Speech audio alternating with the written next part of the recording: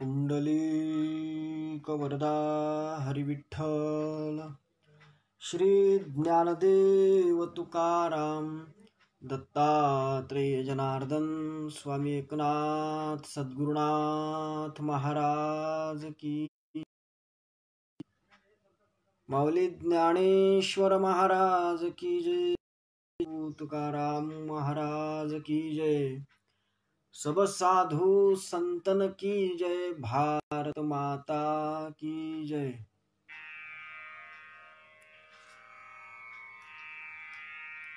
ऋषिवर्य घुसरकर महाराज की जय। राष्ट्रसंत तुकडोजी महाराज की जय। तपोमूर्ती संत गाडगे महाराज की जय। भारत माता की जय। ओम नमस्ते अद्वितीयाय त्रिगुणात्मस्वरूपिणे अनंत कोटि ब्रह्मांड नायकाय परात्मने आनंदमानंदकरः प्रसन्नं सत्यज्ञान स्वरूपं निजबोधयुक्तं योगीन्द्रमीड्यं भवरोगवैद्यं श्री सद्गुरुं नित्यमहं नमामि। ज्ञानदेवं ज्ञानमूर्तिं साक्षात् प्रेमस्वरूपिणं नामदेवं दयामूर्तिं नाथं वन्दे पुनः। वैराग्यस्य परां मूर्तिं देहुक्षेत्रनिवासिनं तुकारामं महद्वन्दे भक्तराजचतुष्टकम् श्रीमञ्जुलाभृन्मणिमाणिकेशं श्रीखञ्जरीशं श्रीग्रामगीताजनकं प्रशान्तं राष्ट्रसन्तं सततं नमामि। राष्ट्रसंत गिरोद्गीर्णं रामकल्याणचिन्तनं दीनार्तकरुणापूर्ण ग्रामगीतामृतं महत् शास्त्रसिद्धान्तानुगतं गुरुवाक्येषु सम्मतं स्वानुभूतिप्रमाणं च ग्रामगीतामृतं महत्। विदर्भी गर्जिली जयांची वाणी वाल्मिकी राष्ट्रसंत अनुचर महर्षी म्हणोनी आपुल्या जने राष्ट्रधर्म तो ऐशा ऋषीवरा गुरुवरा श्री घुसरकरा वंदे सद्गुरुनाथ महाराज की जय। गुणधर्म दुनिया में बढ़े हर जीव से कर्तव्य हो गंभीर हो सभी के हृदय सच ज्ञान का वक्तव्य हो। यह दूर हो सब भावना हम नीच है अस्पृश्य है हर जीव का हो शुद्ध मन जब कर्म उनके स्पृश्य है। सद्गुरुनाथ महाराज की जय।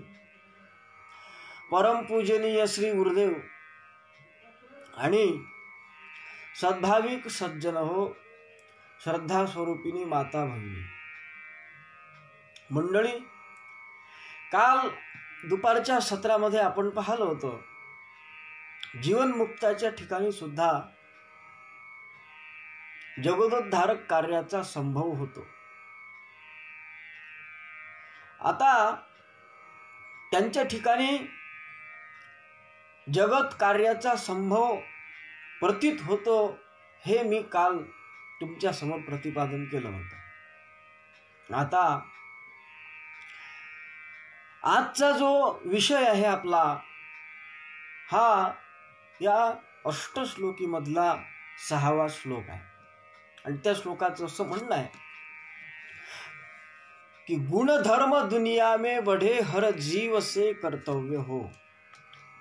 आता ते साधू संत जे जीवनमुक्त पुरुष आहे, तो जीवनमुक्त जगदोद्धाराच्या दृष्टीनं जगतामध्ये गुणधर्माची वाढ करण्याच्या दृष्टीनं प्रयत्न करतो व त्यानं केला पाहिजे, हा सिद्धांत या सामुदायिक प्रार्थनेच्या माध्यमातून राष्ट्रसंत तुकडोजी महाराजांनी मांडला.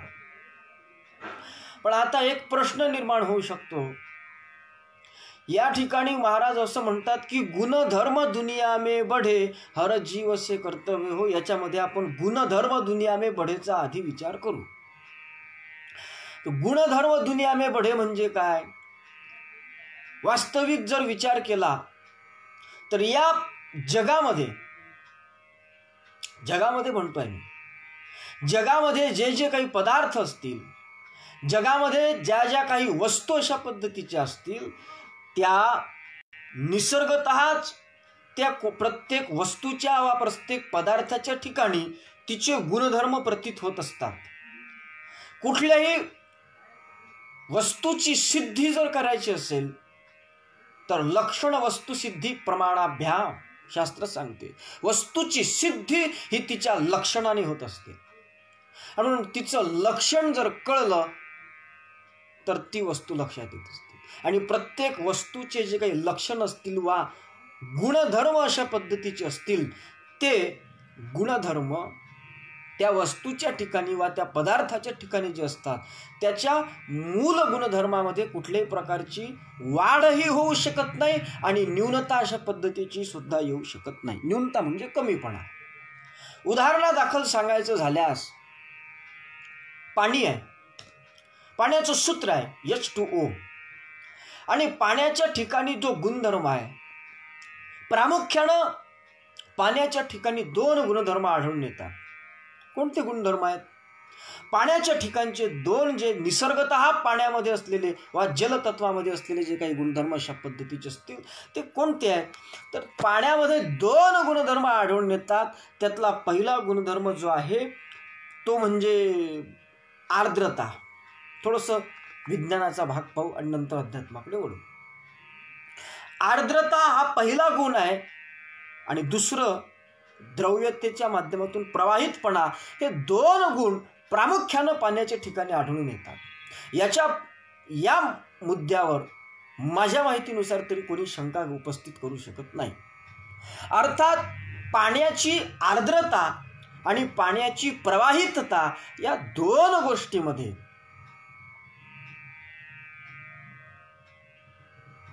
बदल होऊ शकत नाही किंवा वाढ होऊ शकत नाही. ते पाण्याची आर्द्रता जेवढी तेवढीच राहील. पाण्यामध्ये द्रवता आहे तर द्रवता, त्याला तुम्ही बर्फ जरी केलं तरी काही काळानं लगेच ते त्या ठिकाणी प्रवाहितपणा त्याचा पुन्हा चालू होईल काही काळानंतर. अर्थात हा सायन्स ज्यांना मान्य आहे त्यांनाही सुद्धा ही गोष्ट मान्यच करावी लागते वा विज्ञानानेही सुद्धा हे मान्य केलं आहे. दुसरं उदाहरण मी तुमच्या समोर ठेवू इच्छितो. अग्नी आहे. त्या अग्नीने सुद्धा 2 गोष्टी मान्य केल्या आहेत. अग्नितत्वाच्या संबंधानं त्याच्या अग्नीचे 2 गुणधर्म विज्ञानानेही मान्य केले आहे आणि सर्वांनाही मान्यच करावे लागतात. काय? एक दाहकता म्हणजे उष्णता आहे, अग्नीच्या ठिकाणी आहे. आणि दुसरी गोष्ट त्या दाहकतेसोबत प्रकाशमानता आहे. या 2 गोष्टीमध्ये वाढ होऊ शकत नाही हा एक नियम आहे.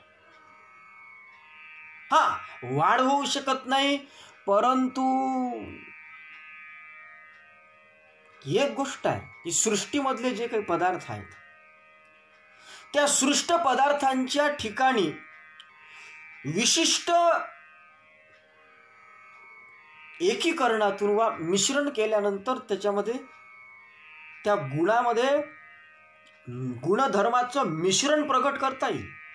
परंतु त्याचा जो त्या मूळ पदार्थ जो असेल त्या मूळ पदार्थाच्या मूळ गुणधर्मामध्ये कुठल्याही प्रकारचा बदल करता येत नाही. उदाहरण सांगेन. शेतकरी मंडळीच्या जवळचं उदाहरण सांगतो, ज्यांच्याकडे मोसंबीचा किंवा संत्र्याचा बगीचा अशा पद्धतीचा असेल. संत्र्याचं जे झाड आहे कसं तयार केलं जाते? संत्र्याचं झाड तयार करत असताना त्याला एळलिंबू म्हणतात. त्या एळलिंबूच्या फांदीत त्याच्यामध्ये संत्र्याचं बी फसवले जाते आणि त्याच्यापासून मग पुढे संत्र्याची कलम तयार होते. अर्थात त्या एळलिंबूच्या मध्ये संत्र्याचं बी, संत्र्याची कलम घालून त्याच्यापासून मोसंबी तयार केली जाते. अर्थात मला हे सांगायचं आहे की दोन भिन्न पदार्थांच्या मिश्रणातून एक पदार्थ निर्माण केला गेला. परंतु मी प्रश्न विचारतो की ती जी मोसंबी तयार झाली आहे त्या मोसंबीचा जो काही एक गुणधर्म असेल त्याच्यामध्ये वाढ करता येत नाही. मूल पदार्थामध्ये कुठल्याही प्रकारची वाढ होत नसते, एक लक्षात घ्या. त्याच्यामध्ये काहीतरी घातलं, मिश्रण केलं तर त्याच्यामध्ये बदल घडून येईल, पण मूळ पदार्थाचे गुणधर्म बदलत नसतात. हा सिद्धांत आहे. उदाहरणार्थ मी चालू घडामोडीतलं एक उदाहरण तुमच्या समोर ठेवतो. मोबाईल आहे की नाही आपले मोबाईल, त्या मोबाईलच्या वेगवेगळ्या कंपनी आहेत आणि वेगवेगळ्या कंपनी असल्यामुळे त्या मोबाईलमध्ये वेगवेगळे काही गुणधर्म त्या मोबाईलच्या माध्यमातून आहेत. एका मोबाईलचा जो गुण आहे, काही गोष्टी एका मोबाईलला सपोर्ट करत नाही, मग एखादं दुसरं ॲप्स घ्यावं लागते आणि ते ॲप्स घेऊन त्याच्यातून ते ओपन करावं लागते, त्यावेळेस ती गोष्ट आपल्याला दिसून येते. अर्थात मोबाईल आहे पण त्या मोबाईलच्या गुणधर्मामध्ये वाढ होऊ शकत नाही, त्याच्यामध्ये कोणतं तरी दुसरं ॲप्स घ्यावं लागते आणि त्यावेळेस ती गोष्ट पूर्णतेला जाऊ शकते. अर्थात त्याच्यात जे गुणधर्म प्रतीत होत असतात एखाद्या पदार्थावर वा एखाद्या वस्तूवर, त्याच्यामध्ये कुठल्याही प्रकारची वाढ होत नसते. उदाहरणादाखल महाराजांनी या ठिकाणी ग्रामगीतेच्या 35व्या अध्यायामध्ये सांगितलं आहे की कलमे करोनी नाना परी,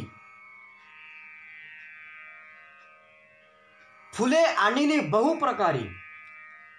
अर्थात झाड वाढत नसेल किंवा त्याच्यामध्ये काही पदार्थ टाकले तर ते वाढवते. उदाहरणार्थ तुमचं आमचं आयुष्य आहे, हे आयुष्य वाढवता येईल परंतु कोणाला मरणच येणार नाही असं तर आपण करू शकत नाही. अर्थात शरीराचा जो धर्म आहे मरणे, त्याच्यामुळे त्याच्या आयुष्यामध्ये थोडीशी वाढ करू शकता येईल, पण त्याचा जो मरणे हा मूळ स्वभाव आहे किंवा मूळ गुणधर्म जो आहे त्याच्यामध्ये मात्र कुठल्याही प्रकारची वाढ होणार नाही किंवा कमीपणा येणार नाही. हा बाधित सिद्धांत आहे. मग असं असताना एक प्रश्न निर्माण होऊ शकतो की वाढ होत नाही, प्रत्येक पदार्थामध्ये मूल त्याचे गुणधर्म जे आहेत त्याच्यामध्ये वाढ होत नाही, हा सिद्धांत जरी खरा असला तरी या ठिकाणी तुकडोजी महाराज गुणधर्म दुनिया में बढे असं का म्हणत असतील, हा एक प्रश्न निर्माण होऊ शकतो. तर त्याचं उत्तर असं आहे, हे जे जग आहे राष्ट्रसंतांचं एक भजन आहे आणि त्या भजनामध्ये मला असं वाटते की या प्रश्नाचं उत्तर महाराजांनी दिलेलं आहे. महाराजांचं एक भजन आहे, फार सुंदर भजन आहे. जग हे गुणकर्माची खाण, मिळेना दुसऱ्याला मुळी मान, मिळेना दुसऱ्याला मुळी मान. जग हे गुणकर्माची खाण. जग काय आहे तर गुण आणि कर्मांचं मिश्रणातून हे जग निर्माण झालेलं आहे. आणि म्हणून ज्याचे गुण आणि कर्म जितके उच्च असतील तितका तो उच्च समजला जातो आणि जितके त्याचे गुण कर्म नीच असतील तसा तितकाच तो नीच समजला जात असतो.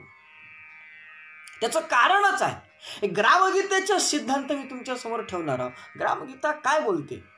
ग्रामगीता हेच बोलते की या उच्च नीच गुण कर्मानुसारच माणसाचं उच्चत्व वा नीचत्व ठरत असते, त्याच्या जन्मावरून ते कदापिही ठरत नसते.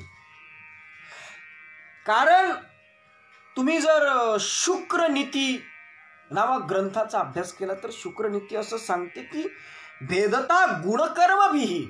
शुक्रनीतीचं मत आहे हे जो भेद होतो ना उच्च नीच, हा गुणकर्मानुसार होत असतो, तो जन्माधिष्ठित नाही. जन्माधिष्ठेवरून वर्णव्यवस्थेचा निकष आमच्या भारतीय संस्कृतीमध्ये कालही नव्हता, आजही नाही आणि उद्याही राहणार नाही. जर तो काही भ्रमिष्ठ लोकांनी, बुद्धिभ्रष्ट लोकांनी मधातल्या काळामध्ये ओढून ताणून आणला असेल आणि त्यावरून समाज गांजवला असेल, त्याच्या बाबतीत आम्हाला म्हणायचं नाही. परंतु आमच्या संतांचं मत आहे, कुळ जाती वर्ण सर्वची गा अकारण, ज्ञानेश्वर महाराजांनी सांगितलं आहे. आणि म्हणून आमच्या देशामध्ये जी चातुर्वर्ण व्यवस्था आहे किंवा उच्च नीचता जी आहे, ती उच्च नीचता पाळू नये, परंतु चातुर्वर्ण मात्र आवश्यक आहे. कसं आवश्यक आहे ते मी बोलतो. हा विषय थोडा कठीण आहे, म्हणून त्याला आपण जितकं बारीक बारीक सूक्ष्मतेनं त्याचा विचार करता येईल तितका सूक्ष्मतेनं विचार करू. कारण तथागत भगवान गौतम बुद्ध असोत की कोणीही या देशामधले ज्यांनी देशाच्या उन्नतीचं कार्य केलं असे महात्मे असोत, त्या प्रत्येकाने जी एक समाज व्यवस्था किंवा वर्ण व्यवस्था मांडलेली आहे, ती जन्माधिष्ठित मानलेली नसून ती कर्माधिष्ठित अशा पद्धतीची मानली होती. हाच सिद्धांत मला या ठिकाणी तुमच्या समोर मांडायचा आहे. तथागत भगवान गौतम बुद्धांनी स्पष्ट म्हटलं आहे, न जच्चा वसुलो होती, न जच्चा होती बम्मनो, कम मनो वसुलो होती, कम मनो होती बम्मनो. तथागत भगवान बुद्ध काय सांगतात, कर्मानं न काय म्हणतात, न जच्चा वसुलो होती. जातीवरून तो माणूस, त्याच्या जातीवरून, त्याच्या धर्मावरून कोणताही मनुष्य हा शूद्र ठरत नसतो आणि त्याच्या जातीवरून किंवा त्याच्या वर्णावरून कोणताही मनुष्य हा ब्राह्मण ठरत नसतो, तर त्याच्या कर्मावरूनच तो नीच ठरत असतो आणि त्याच्या कर्मावरूनच तो ब्राह्मण ठरत असतो. कारण ब्राह्मण ही मुळी जाती नव्हे, ती विशालतेची पदवी आहे, ग्रामगीता म्हणते. आणि जर विचार जर केला तर शूद्र कोणाला म्हणतात? राष्ट्रसंतांच्या सद्विचार प्रवाह नामक ग्रंथामध्ये महाराज सांगतात, शूद्र उसी की जाती है जो अवगुण का साथी है. ज्याच्यामध्ये अवगुण असतील तो कोण्याही जातीचा, तो ब्राह्मण जरी असेल तरी मात्र तो शूद्र ठरत असतो. आणि हाच सिद्धांत आहे आमच्या श्रीमद भगवद्गीतेनं जे चातुर्वर्ण मान्य केलेलं आहे. ते श्रीमद भगवद्गीतेचं चातुर्वर्ण सुद्धा हे जन्माधिष्ठित नसून कर्माधिष्ठित आहे. हे गुण कर्मानुसार त्याची विभागणी केली गेली आहे, त्याचे वर्ण आखले गेले. कसे? श्रीमद भगवद्गीतेच्या 4थ्या अध्यायाच्या 13व्या श्लोकामध्ये भगवान गोपाल कृष्ण सांगतात, चतुर्वर्ण्यमया सृष्टम गुणकर्म विभागशः तस्य कर्तारमपि मां विद्य कर्तारवम्ययम्. काय म्हणतात भगवान कृष्ण? आता याची परी जाण, ज्ञानेश्वर महाराजांनी त्याचं वर्णन केलं. आता याची परी जाण, चारी हे वर्ण सृजिले म्या गुण कर्म विभागे. जे प्रकृतीची नि आधारे, गुणाची नि व्यभिचारे, कर्मे तदनुसारे विवंचिले. हेथ एकची हे धनुष्य पाणी, परी जाले गा चहू वर्णी. ऐसे गुण कर्म कडसनी, केली सहजे म्हणून ऐके पार्था. हे वर्णभेद संस्था, मी करता नव्हे सर्वथा याची लागी. याचं चिंतन करणं आवश्यक. कारण या जगामध्ये वर्ण व्यवस्था जी निर्माण झाली ती कशी निर्माण झाली? ती कोणी निर्माण केलीत का? काही लोक म्हणतील ही तथागत ही भगवान गोपाल कृष्णांनी निर्माण केली आहे म्हणून. काही लोकांचं असं मत आहे की अल्पज्ञानी ते लोक असतील ज्यांचं मत आहे की श्रीमद भगवद्गीतेनं किंवा भगवान कृष्णानं वर्णाश्रम धर्म स्थापन केला. कारण विचार जर केला तर चातुर्वर्ण्यमया सृष्टम गुणकर्म विभाग अशा पद्धतीने ज्या भगवान कृष्णाने म्हटलं आहे, त्या म्हणणाऱ्या भगवान गोपाल कृष्णाच्या पूर्वी चातुर्वर्ण व्यवस्था नव्हती असं नाही आहे, होतीच त्यावेळेस. परंतु ती होती कृष्णाच्याही अगोदर, हे महाभारतातील ग्रंथामधून सिद्ध होते तुम्ही जर चिंतन केलं तर. परंतु भगवान रामचंद्राच्या वेळी व त्यापूर्वी देखील चातुर्वर्ण्याची व्यवस्था होती असे दाखले आहेत, असे प्रूफ उपलब्ध आहेत. पण काय आहे, वैदिक सुक्त जे असतील त्याच्यामध्ये सुद्धा याच्या संबंधाने पुरावे सापडत असतात. परंतु वास्तविक चातुर्वर्ण ही जी व्यवस्था आहे ही कोणी निर्माण केली की नाही केली हा नंतरचा प्रश्न आहे, पण ती निसर्गसिद्ध गोष्ट आहे. अर्थात भगवान कृष्णाने ती उत्पन्न केली असं म्हणता येत नाही. असं म्हणता येईल की त्याच्यामध्ये जो काही बिघाड झाला होता, त्याच्यामध्ये जी काही अव्यवस्था अशा पद्धतीची निर्माण झाली होती ना, त्याला भगवान कृष्णाने व्यवस्थितता आणली व त्याच्यामध्ये सूत्रबद्धता आणली. आणि एकम वर्णमिदम सर्वम हा सिद्धांत सुद्धा भगवान कृष्णाने गीतेच्या माध्यमातून मांडला. आणि म्हणून चातुर्वर्ण आवश्यकतेनुसार जी काही एक वर्णव्यवस्था निश्चित झाली होती, त्या वर्णव्यवस्थेच्या विभूती योगाच्या दृष्टीने जर विचार केला तर भगवान कृष्ण काही ज्या परमात्म्यापासून ती निर्माण झाली त्याच्यापासून भिन्न नव्हता, म्हणून भगवान कृष्णाने निर्माण केली असं म्हणायला काही हरकत नाही. परंतु वास्तविक विचार जर केला तर भगवद्गीता काय सांगते की ही गुणकर्माची रचना कशी झाली, तर ही गुणकर्माची रचना अशी झाली की चातुर्वर्ण्यम मया सृष्टम. भगवान कृष्ण काय सांगतात, आता याची परी जाण, हे चारी हे वर्ण सृजले म्या गुण कर्म विभागे. हे गुण कर्माच्या विभागानुसार 4 वर्ण पाळले गेले, ब्राह्मण, क्षत्रिय, वैश्य आणि शूद्र. हा सिद्धांत आहे. मग जे प्रकृतीची नि आधारे, जे गुणाचे नि व्यभिचारे, गुण आणि कर्म, या गुण आणि कर्म या दोघांच्या मिश्रणातून, व्यभिचारातून, या गुण कर्मांच्या व्यभिचारातून त्याचे विभाग पाडले गेले कर्मानुसार. परंतु झालं काय पुढे? मग ग्रामगीता सांगते की जी कामाची होती, काम म्हणजे कर्म, गुण आणि कर्मावरून जी जाती ठरवल्या गेली होती, जे वर्ण ठरवल्या गेले होते, ते कामाची होती ती कायमची विभागणी माथी बैसली. हा मात्र त्याच्यामध्ये घोळ झाला.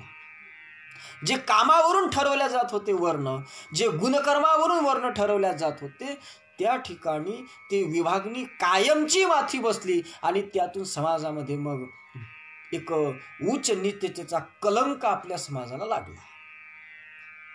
वास्तविक भगवान कृष्ण असं म्हणतात की मी हे केलेलं नाही आहे.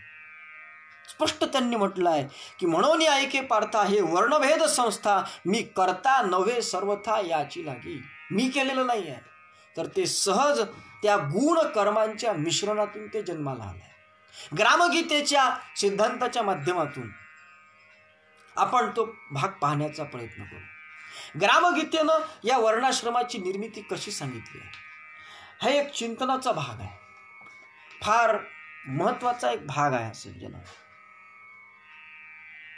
कारण या देशामध्ये आतापर्यंत जेवढे काही जे महापुरुष झालेत ना, त्या महापुरुषांच्या जीवनाचा जर विचार केला तर विश्वामित्रो वसिष्ठश्च मतंगो नारदायः तपो विश्वै संप्राप्ता उत्तमत्वं न जातितः. काय सांगते सुभाषितकार? काय सांगतात सुभाषितकारांचं एक मत आहे, विश्वामित्र असतील, वसिष्ठ ऋषी असतील, मतंग ऋषी असतील वा नारद असतील, यांचा जर विचार केला, काय जाती होती त्यांची जाती काय होती, त्यांचा विचार जर केला, विश्वामित्र कोण होता? कौशिक नामक राजा होता, पण तो ब्रह्मर्षी ठरला. कशामुळे? तो त्याच्या जातीवरून ठरला नाही, तर त्याच्या कर्मावरून तो उच्च ठरत गेला. नारद कोण होते? दाशीपुत्र. मतंग ऋषी कोण होते? मातंग समाजाचे होते, परंतु ते ब्राह्मण ठरले. कशावरून? त्यांच्या कर्मावरून ठरले होते. ते त्यांच्या कुठल्याही प्रकारच्या जातीत जन्माला आले म्हणून ठरले नव्हते. आणि म्हणून सान तोर न म्हणावे, उच्च नीच भाव सांडावे, एक मीच ऐसे जाणावे वस्तू जात. भगवान कृष्णाचा सिद्धांत ज्ञानेश्वराच्या माध्यमातून ज्ञानेश्वर महाराज सांगतात. आणि म्हणून एक सिद्धांत आपण लक्षात घेतला पाहिजे की हे वर्ण व्यवस्था जी निर्माण झाली ती कशी निर्माण झाली, हे जाती वर्ण निर्माण झाले ते कसे निर्माण झाले. काही अर्धवाटांचं असं मत आहे, ज्यांनी कुठल्याही प्रकारचं वाचन केलं नाही किंवा वाचन केलं असेल ते एकांगी पद्धतीचं केलंय किंवा भेदात्मक पद्धतीचं वाचन केलंय, त्यांनी चिंतन करायला पाहिजे. बरेच अर्धवट लोक असं म्हणत असतात, बरेच विद्वान लोक असं म्हणत असतात की वर्ण व्यवस्था हा विषय फक्त भारतामध्येच आढळून येतो वा भारतातल्याच काही विशिष्ट ग्रंथाधिकांमध्ये वर्णव्यवस्था आढळून येते. त्यांना मी प्रश्न विचारतो, जर हे फक्त भारतामध्येच वर्णव्यवस्था आहे तर मला एक प्रश्न विचारायचा आहे. इतर देशामध्ये विद्वान हा पहिला वर्ग, दुसरा वर्ग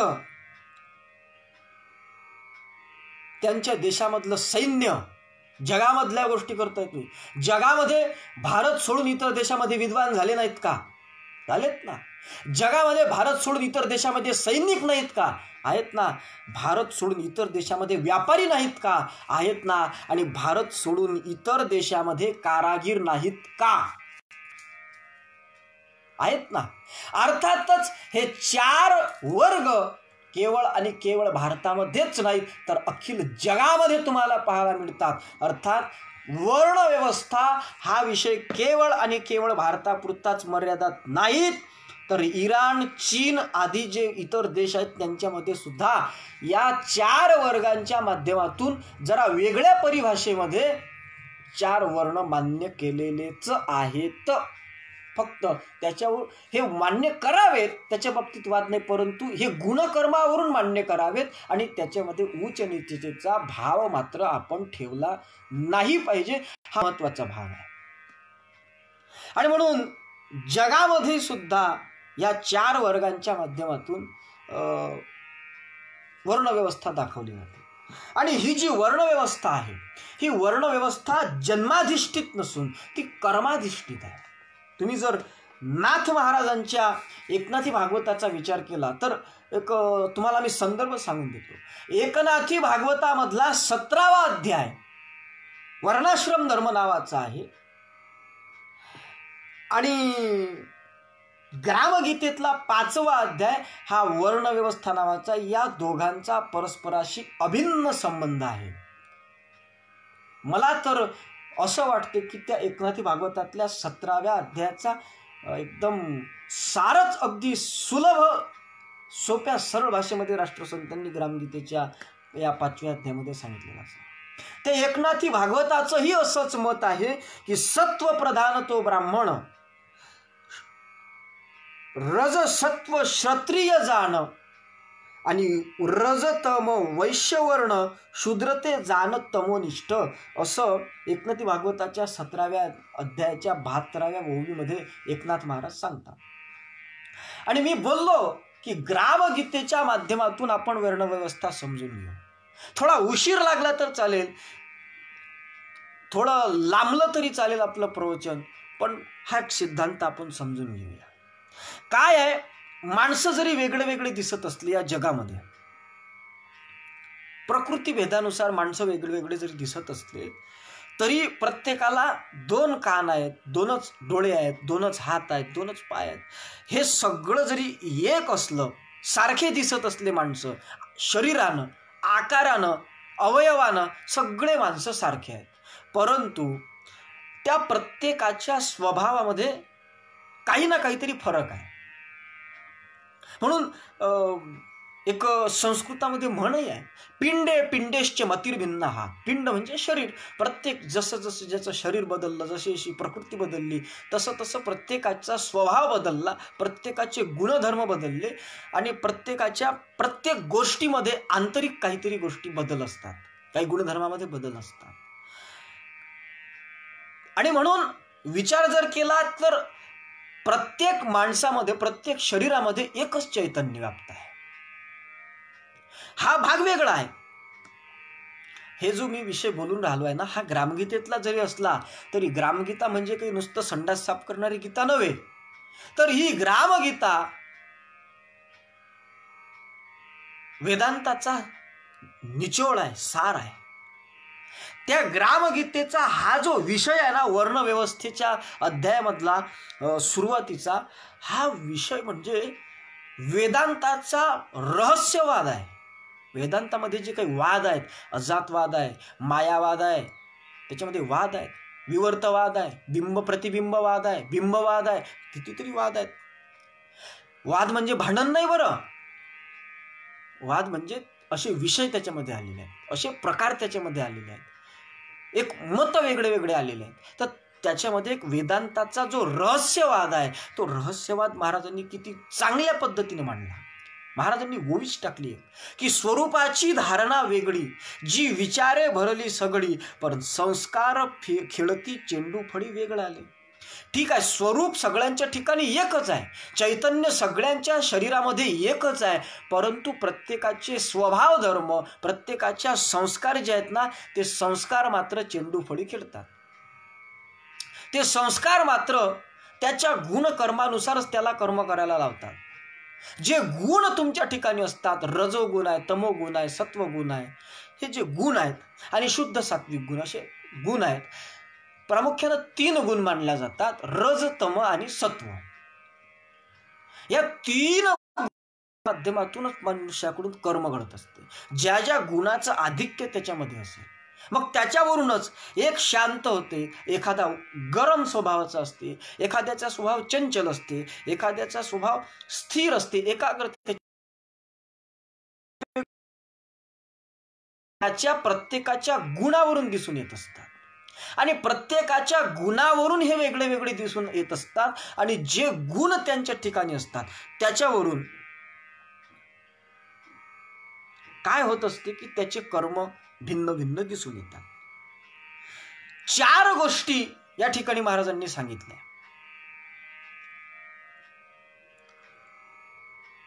परस्परांच्या मध्ये जे वर्ण संकर जो होतो, वर्णसंकर म्हणजे या वर्णाचा माणूस, या कामाचा माणूस त्या कामात, या गुणाच्या माणसाचे गुण त्याच्यावर आढळले जातात, याच्या गुणामुळे तो दुःखी होतो आणि त्याच्या गुणामध्ये तो दुःखी होतो. त्याच्यामागचं कारण काय?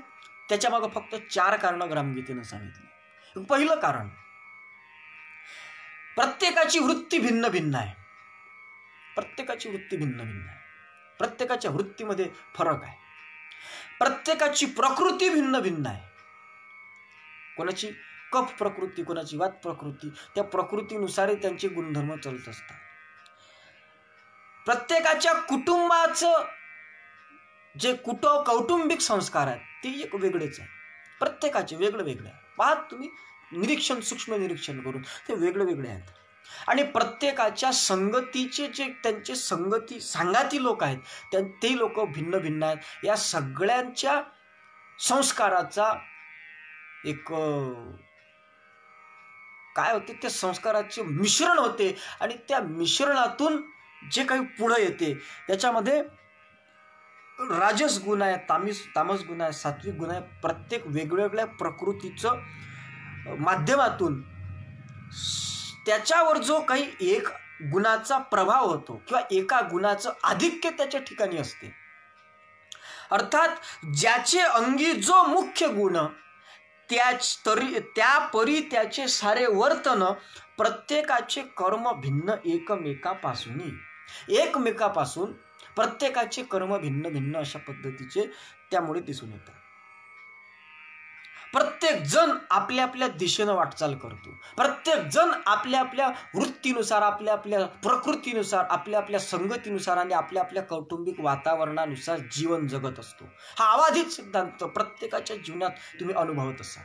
आणि हा अनुभवत असताना त्या भिन्न प्रकृतीमुळे ह्या सगळ्या गोष्टी होत असतात. मला या ठिकाणी हाच सिद्धांत मांडायचा आहे की हे जे वर्णाश्रम धर्म आहेत ना, हे वर्णाश्रम धर्म एक बुद्धिप्रधान वर्ग आहे, त्याला ब्राह्मण म्हटलं गेलं. याच समाजामध्ये एक बलप्रधान समाज आहे, बलप्रधान एक वर्ग आहे, त्याला क्षत्रिय म्हटलं गेलं. याच समाजामध्ये एक व्यापारामध्ये कुशल असलेला जो कुशल वर्ग आहे, तो व्यापारामध्ये कुशल असलेला जो वर्ग आहे त्याला एक प्रकारे वैश्य म्हटलं गेलं आहे. आणि या तीनही गोष्टीमध्ये जो बसत नाही, जो श्रमयोगाच्या माध्यमातून आपल्या समाज पुरुषाची सेवा करतो, तो नीच नाही आहे. जे लोक म्हणत असतील की शूद्र हे नीच आहे, त्यांना मी एक गोष्ट सांगू इच्छितो. असं म्हणतात की आपला मानेपर्यंतचा जो भाग आहे तो ब्राह्मण आहे, त्याच्या खालचा जो भाग आहे तो व्यापाराचा नाव क्षत्रिय आहे, त्याच्या खालचा जो भाग आहे तो व्यापारी नाम वैश्य आहे, आपल्या उदराचा भाग, आणि कमरेच्या खालचा जो भाग आहे तो शूद्र आहे. पण मी एक सांगू शकतो, एक महत्वाची गोष्ट सांगतो, कमरेच्या खालचा भाग जरी शूद्र असला ना, तरी आपले जे तळपाय आहेत ते पाय सुद्धा शूद्र म्हणून गणल्या गेले आहेत. परंतु एक गोष्ट लक्षात ठेवा सज्जन हो, ते देवाचं असो, माणसाचं असो की साधूचं असो, ते शरीर जर असेल तर त्या शरीराची ही विभागणी प्रत्येकाच्या ठिकाणी लागू पडते. मग जर देवाच्या पायापासून शूद्र निघाले असं म्हणतात, अशी कल्पना आहे, ती काही वस्तुस्थिती नाही, तर त्या देवाच्या पायापासून निघालेली जी गंगा आहे, ती गंगा जर वाचे म्हणता गंगा गंगा सकल पाप जाय भंगा, अशा पद्धतीने जगाला पुनीत, पावन आणि मंगलमय करून सोडत असेल वा पवित्र करून सोडत असेल गंगा, तर एक गोष्ट लक्षात ठेवा, ज्या देवाच्या पायातून गंगा निघाली ना, त्याच देवाच्या पायातून शूद्र निघाल्याची कल्पना आहे. मग जर देवाच्या पायातून निघालेली गंगा जगाला पवित्र करत असेल, तर त्या देवाच्या पायातून निघालेले शूद्र कधीच नीच ठरू शकत नाही. हे गोष्ट लक्षात ठेवली पाहिजे. म्हणून हे जो 4 प्रकारचे वर्ग आहेत, हे कसे निर्माण झाले, हा सिद्धांत मला ग्रामगीतेच्या विचारातून तुमच्या पुढे मांडायचा आहे.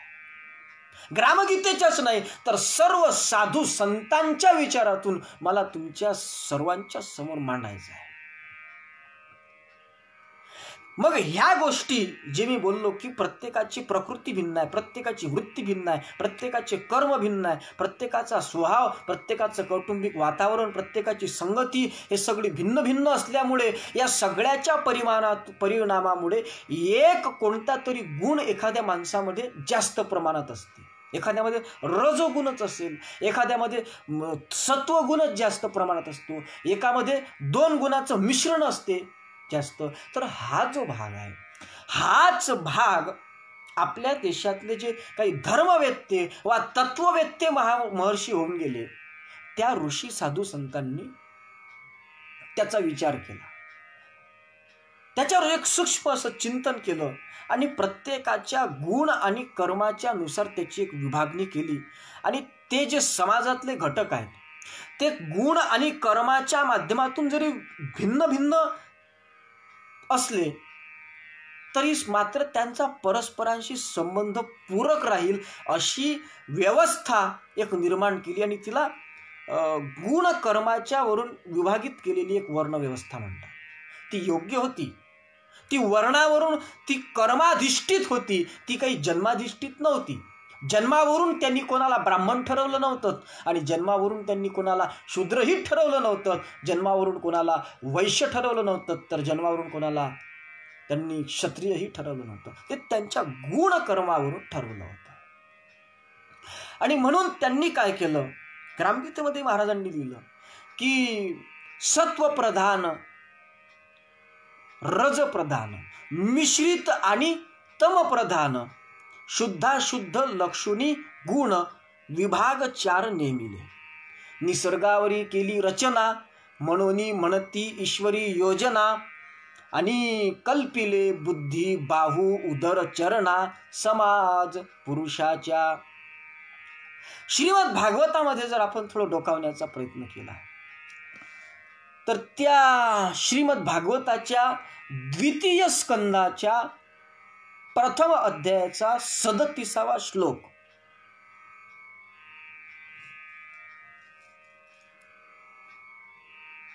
त्याचा जर विचार केला तर भागवतामध्ये सुद्धा त्याचं वर्णन तुम्हाला आढळून येते.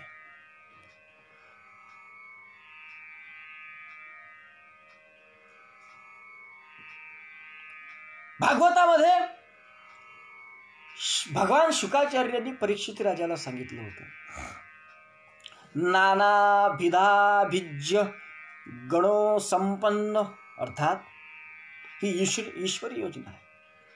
काय सांगितलंय श्रीमद भागवतामध्ये? श्रीमद भागवत असं सांगते की ब्रह्मांडम क्षुद्र भुजो महात्मा. या जो श्लोक आहे याच्यामध्ये त्यांनी असं म्हटलंय की द्रव्यात्मकम कर्म वितान योग, अशा पद्धतीने त्यांनी म्हटलं. शुकाचार्य सांगतात, काय सांगतात? ते हेच सांगतात की निसर्गावरी केली रचना, म्हणून म्हणती ईश्वरी योजना. कल्पिले बुद्धी बाहू उदर चरणा, समाज पुरुषाच्या. या समाजामधलं जे पुरुषाचं शरीर आहे त्या पुरुषाच्या शरीरावर ही संकल्पना केलेली आहे. पाहत तुम्ही तुमच्या शरीराचा जर विचार केला तर शरीर एकच आहे, शरीर एकच आहे, परंतु त्या शरीराचा जर विचार केला तर एक कल्पना आहे की आपली बुद्धी कुठं राहते, आपला मेंदू कुठं राहते, आपल्या डोक्यामध्ये मेंदू राहते असं म्हणतात. मग हा इथून जो वरचा भाग आहे हा बुद्धिमत्तेशी संबंधित आहे, विद्वत्तेच्या संबंधाने संबंधित आहे. बऱ्याच ठिकाणी आपण शब्दप्रयोग करत असतो, तो काय, अरे त्याला डोकंच नाही. डोकं नाही म्हणजे काय? डोक्यामध्ये जी बुद्धी आहे वा मेंदू आहे इथपर्यंतचा जो भाग आहे हा त्याचं काम करत नाही, म्हणून तो मूर्ख आहे किंवा त्याला डोकं नाही असं आपण म्हणत असतो. वास्तविक पाहता त्याला डोकं असतेच, परंतु त्या डोक्यामध्ये सूत्रबद्धता नसते, त्यामध्ये एक विचारशक्ती वैचारिक प्रगल्भता नसते, त्याच्यामध्ये बुद्धी जी आहे ती बुद्धी कार्यरत नसते असं आम्हाला आपण त्या ठिकाणी, ती निश्चयाचं काम करत नाही असं आपण म्हणू. अर्थात माणसाच्या शरीरामधलं त्याचा जो वरचा भाग आहे हा ब्राह्मण आहे, आणि म्हणून ब्राह्मणस्य मुखमासीत अशा पद्धतीचं काही ठिकाणी म्हटलं गेलं की ब्राह्मण हे मुखातून जन्माला आले. त्याचा अर्थ हा आहे की ब्रह्मज्ञान हे मुखातूनच जन्माला येत असते, आणि त्याचा अर्थ खऱ्या अर्थाने विचार जर केला तर हा आहे सज्जन हो की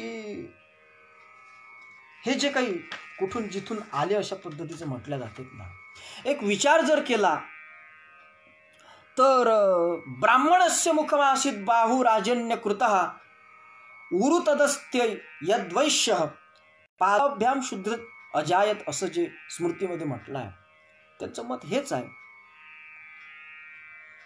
की ब्राह्मणस्य मुखमासीत, अर्थात ब्राह्मण म्हणजे आपलं मुख आहे, त्यानंतर बाहू राजन्य कृतः. काय महाराजांनी या ठिकाणी तेच सांगितलं की बुद्धी बाहू उदर चरणा. आपले जे बाहू नाम हात आहेत, तुमच्यावर जर एखाद्यानं प्रहार केला, तुमच्यावरती एखाद्यानं हात उचलला तर त्याचा प्रतिकार करण्यासाठी तुमचा हात जाते, तुम्ही दुसरं कोणतं तुमच्या शरीराचं अंग करत नाही प्रामुख्याने. अर्थात प्रामुख्यानं आपल्या शरीराचं संरक्षण करण्याकरिता, शरीराचं जसं मग शरीराचं तसं पुढे पुढे जर आपण विशालता वाढवत गेलो तर आपल्या कुटुंबाचं, घराचं, आपल्या देशापर्यंत वा जगापर्यंत जाऊन पोहोचेल. रक्षण करण्याकरिता जर कोण काही असेल तर ते हात असतात, म्हणून हे जे आपले हात आहेत या हातांना क्षत्रिय अशा पद्धतीचं म्हटलं गेलं आहे. जे संरक्षण करतात ते क्षत्रिय. ग्रामगीतेतही महाराजांनी म्हटलं आहे की संरक्षण देती ते क्षत्रिय, व्यापार करती ते वैश्य निर्भय, आणि न्यायदर्शन योजना कार्य ब्राह्मण वर्णा नेमिले. जे संरक्षण करतात ते क्षत्रिय असतात, आणि ब्राह्मण काय, जे न्याय दर्शन करतात, जी बुद्धी तुमची न्यायाचं दर्शन तुमच्या समोर करते, तुमचा मेंदू. त्यानंतर खाली जर आलो तर आपलं पोट आहे. पोट काय करते, व्यापार करतेत ना.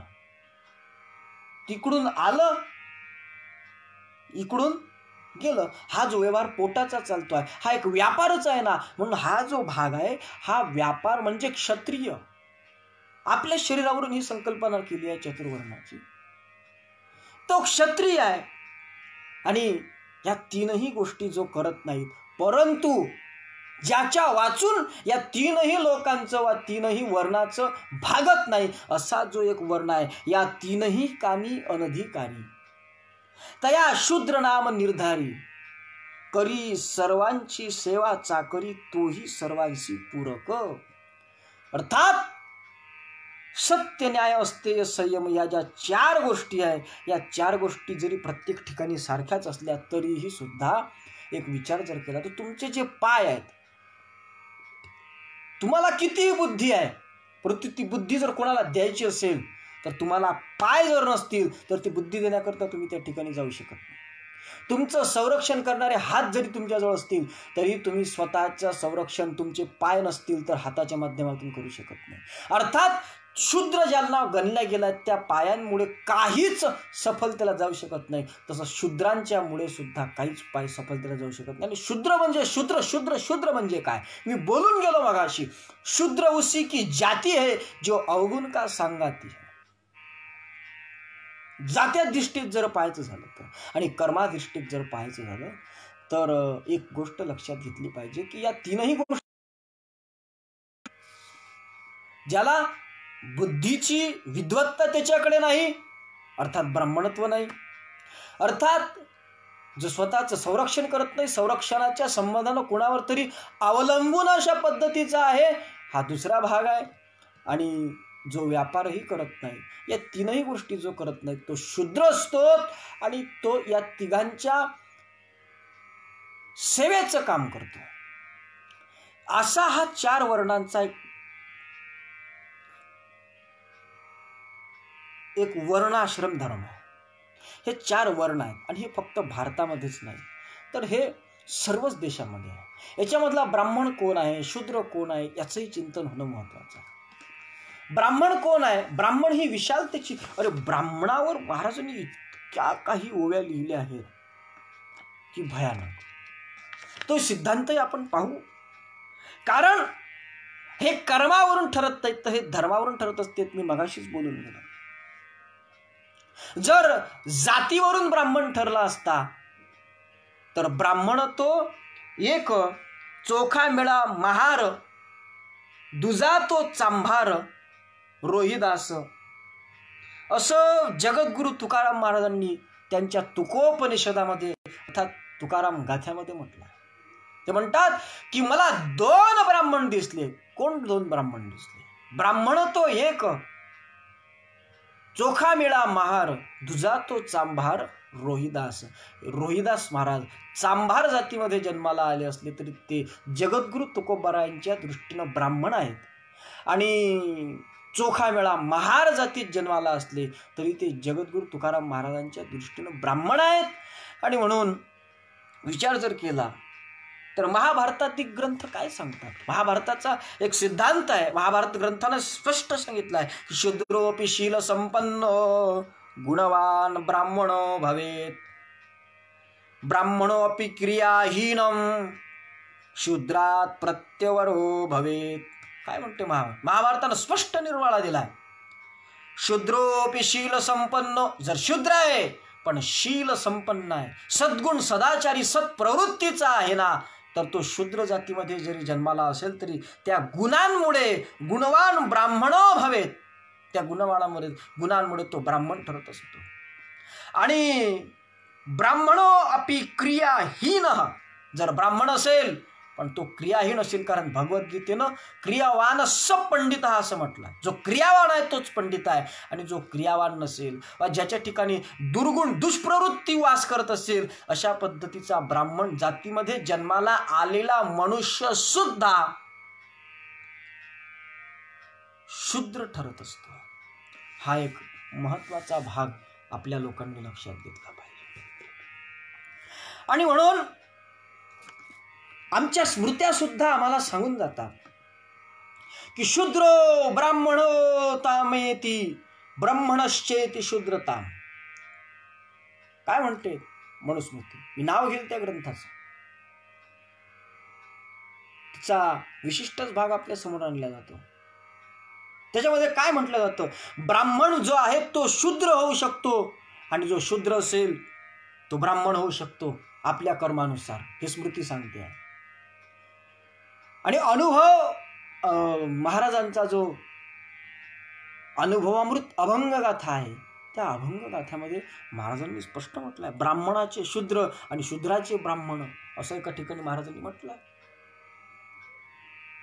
दुसरा जर विचार केला तर महाराजांचं एक भजनही आहे. ब्रह्मवंश रावण तो लिखो गयो राक्षसो में, छत्री बंश कौशिक कहियो ब्रह्म ज्ञाती है. काय कारण आहे त्याच्या मागचं? त्याला ग्रामगीतेमध्ये महाराजांनी याच त्यांच्या भजनातल्या हिंदी ओळीचं भाषांतर अगदी तंतोतंत मराठीमध्ये केलं. वाचात ग्रामगीतेचा 19वा अध्याय त्यातली 103 नंबरची ओळी. काय बोलून जाते ती ओळी? रावण पवित्र ब्रह्मकुडीचा, राक्षसची ठरे वंश त्याचा, विश्वामित्र राजर्षीचा, ब्रह्मर्षी होय विशेषत्वे. करा त्याचा तुम्ही विचार.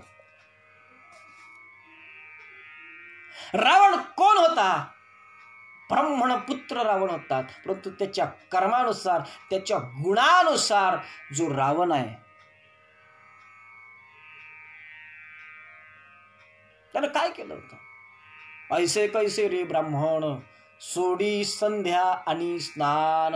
ज्यांनी संध्या स्नान उपासना आपली सोडून दिलेली आहे, असा जो कोणी रावण होता, तो रावण ब्राह्मण असूनही सुद्धा त्यानं आपले संध्या नियम, जे काही ब्राह्मणाचे धर्म आहेत. ब्राह्मण कशाला म्हणतात? महाराजांनी तर त्याच्यावर अत्यंत कशा पद्धतीच्या ओव्या लिहिल्या. परंतु जर विचार केला ब्राह्मणाच्या दृष्टीनं तर एकनाथी भागवतामध्ये नाथ महाराजांनी वा भागवतामध्ये श्रीमद भागवताच्या 11 स्कंदाच्या 17व्या अध्यायाच्या 96व्या श्लोकामध्ये ब्राह्मणाचे 10 लक्षणं सांगितली. हे 10 लक्षणं ज्याच्या ठिकाणी असतील तो ब्राह्मण ठरत असतो. मग तो कोण्याही जातीत जन्माला आहे. ब्राह्मणाचा मुलगा ब्राह्मण ठरू शकत नाही, कीर्तनकाराचा मुलगा कीर्तनकार ठरू शकत नाही, संतांचे आप्त संत ठरू शकत नाही. जगद्गुरु तुकाराम महाराजांचा गाथा सांगते, संतांचे ते आप्त नव्हती संत. कीड लागली आपल्या भारत देशाला. एखादा जर संत पुरुष होऊन गेला असेल आणि त्याच्या वंशात जर काही लोक जन्माला आले असतील आणि ते कसेही वर्तन करत असतील तरी सुद्धा नाही बापा तो संतांचा वंशज आहे. संतांचा वंशज नाही, तो जर संतांच्या वंशात जन्माला येऊन जनतासारखा वागत असेल, संतांचा पुत्र असून जर त्याच संतांची हेळना करत असेल, त्या संतांच्या नावाला गालबोट लागेल अशा पद्धतीचं जर तो वर्तन करत असेल तर तो भर चौकात ओल्या फोकानं झोडून काढण्यास पात्र आहे. आणि म्हणून ब्राह्मण जो आहे तो लक्षणावरून ठरत असतो. ब्राह्मणाच्या ठिकाणी 10 लक्षणं असले पाहिजे. नाथ महाराजांनी त्याचं सुंदर वर्णन केलं आहे. आणि श्रीमद भागवतामध्ये 11 स्कंदाच्या 17व्या अध्यायामध्ये ते 10 लक्षणं आले आहेत. आणि त्याचाच विस्तार राष्ट्रसंताच्या ग्रामगीतेमध्ये आलेला आहे. कोणाला म्हणावं ब्राह्मण? शमदमस्तप शौच संतोष शांती आर्जवम मद्भक्ती दया सत्यम ब्रह्म प्रकृतयस्मितम.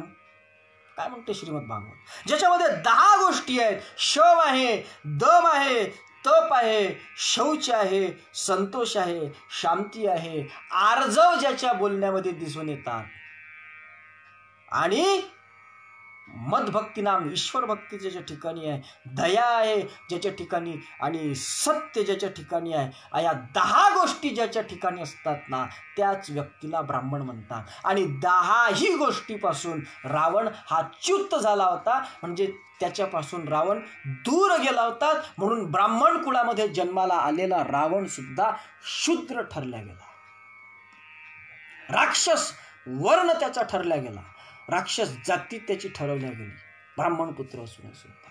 हा महत्वाचा भाग आहे. आणि दुसरी गोष्ट महाराज सांगतात की छत्री वंश कौशिक कहायो ब्रह्मज्ञानी है. ब्रह्मज्ञाती आहे. कशावरून? कौशिक म्हणजे कोण? कौशिक म्हणजेच पूर्वाश्रमीचे महर्षी ब्रह्मर्षी विश्वामित्र.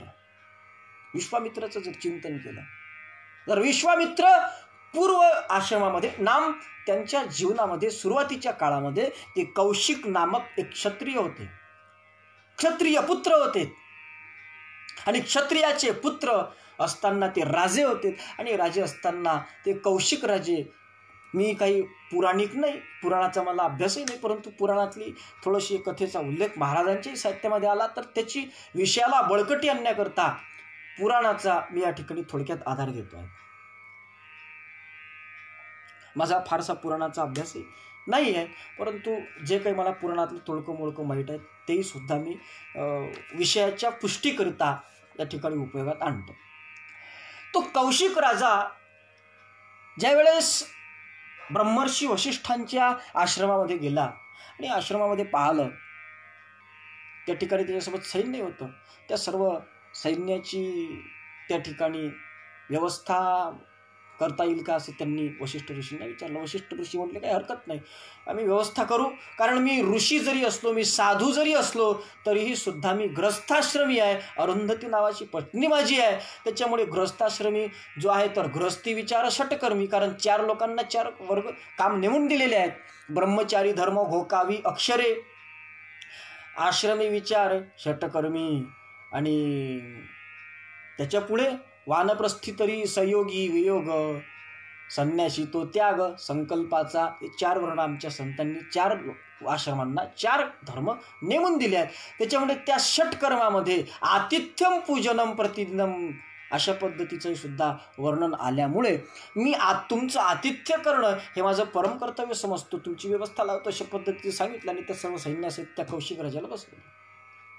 त्यांच्या घरी एक कामधेनू नावाची गाय होती असं म्हणतात. कामधेनू जी आहे स्वर्गातली, तिची कन्या नंदिनी नावाची गाय वशिष्ठ ऋषींकडे होती असं म्हणतात, की त्यांना इंद्रादिक देवांनी काहीतरी दान दिली होती असं म्हणतात. आणि त्या कामधेनूच्या माध्यमातून, कामधेनू ही कामनेची पूर्ती करणारी असते, अर्थात तिच्या ठिकाणी जी इच्छा तुम्ही प्रकट कराल ती देत असते, तिला कामधेनू म्हणतात.